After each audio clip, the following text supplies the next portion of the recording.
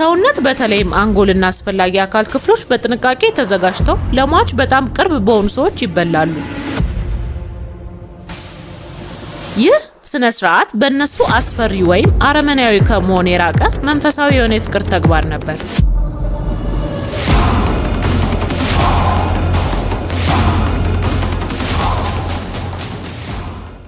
በፓፑዋ ኒው ጊኒ ምስራቃዊ ደጋማ ቦታዎች ውስጥ በጥልቅ ተደብቆ ከውጭ ዓለም ዓይን ተሰውሮ የነበረ ምድር ይገኛል። በዝናብና በጊዜ የተቀረጹ ሸንተረሮች ጫካውን ያቋርጣሉ። የጥንት ዛፎች ጥቅጥቅ ያሉ ሸለቆዎች አካባቢውን ውበት ይቀርጻሉ። እነዚህ ህዝቦች የፎሬ ህዝቦች በመባል ይታወቃሉ።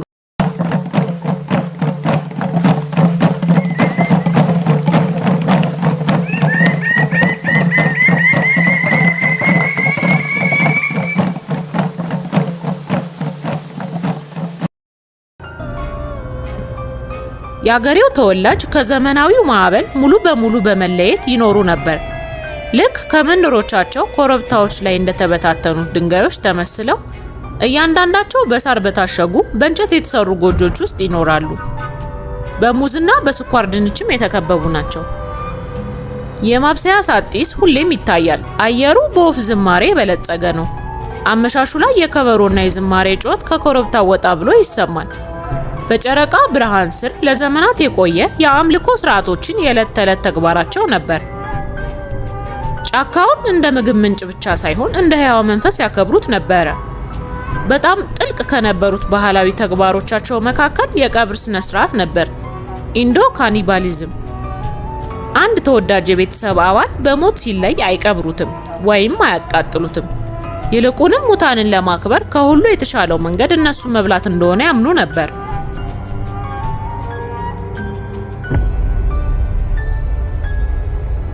ሰውነት በተለይም አንጎልና አስፈላጊ አካል ክፍሎች በጥንቃቄ ተዘጋጅተው ለሟች በጣም ቅርብ በሆኑ ሰዎች ይበላሉ። ይህ ስነ ስርዓት በእነሱ አስፈሪ ወይም አረመናዊ ከመሆን የራቀ መንፈሳዊ የሆነ የፍቅር ተግባር ነበር። ነፍስ ብቻዋን አትንከራተትም፣ ነገር ግን ከማህበረሰቡ ጋር ታስራለች። ድርጊቱ ጥልቅ የጋራ የሆነ ዝማሬ፣ ተረትና ስነ ስርዓቶችን ያካትታል። ይህ ኃላፊነት ብዙውን ጊዜ በሴቶችና በልጆች ላይ ይወድቃል። ነገር ግን ከ20ኛው መቶ ክፍለ ዘመን መጀመሪያ አንስቶ አንድ አስፈሪ ነገር መታየት ጀመረ። በፎሬ መንደሮች ውስጥ ያሉ ሴቶችና ህፃናት በሚያስገርምና በሚያስፈራ ስቃይ መታመም ጀመሩ። መጀመሪያ ላይ ስውር የነበሩት ህመሞች ብቅ ብቅ ማለት ጀመሩ። አይምሯቸው መታመም ጀመረ።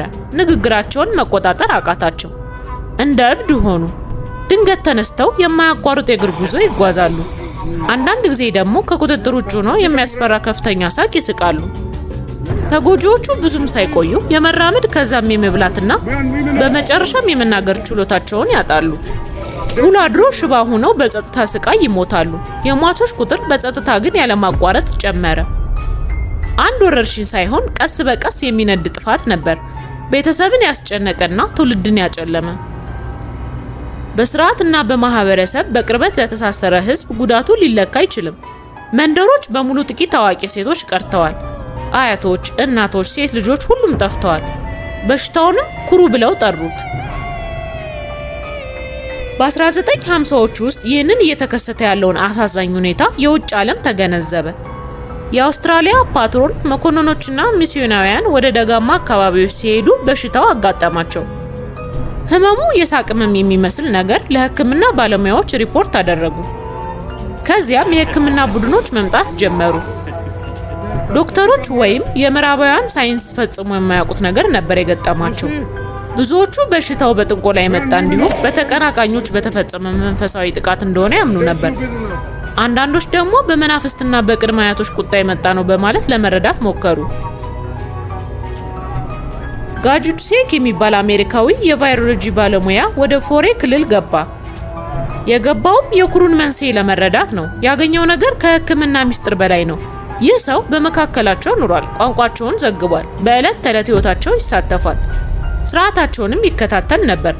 ቤተሰቦች ሲያዝኑና የጠፉትን ትውልዶች ታሪክ ሲሰበስብ ተመልክቷል። ለአመታት የቲሹ ናሙናዎችን ሰብስቧል። እንደ ዶክተር ቪንሴንት ዚጋስ ካሉ የአውስትራሊያ የህክምና መኮንኖችና ከሌሎችም ጋር ተባብሯል። አንድ ላይ ሆነው እንቆቅልሹን ለመፍታት ሞከሩ። የመጨረሻው አስገራሚ መልስ ግን ከሌላ ሳይንቲስት ከዶክተር ስታንሊ ፕሩሲነር መጣ። ዲባዮ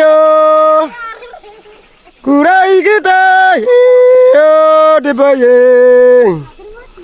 ኦባይ አንደመባዮ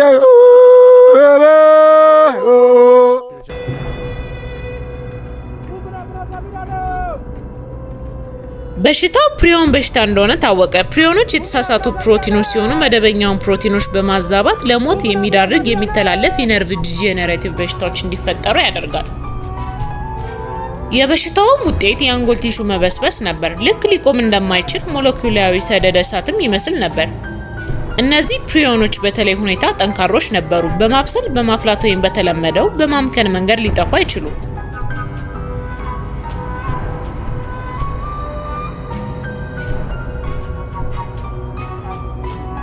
ጁዱሴክ ቀደም ሲል ላበረከተው አስተዋጽኦ በ1976 የኖቤል ሽልማትን ተቀበለ።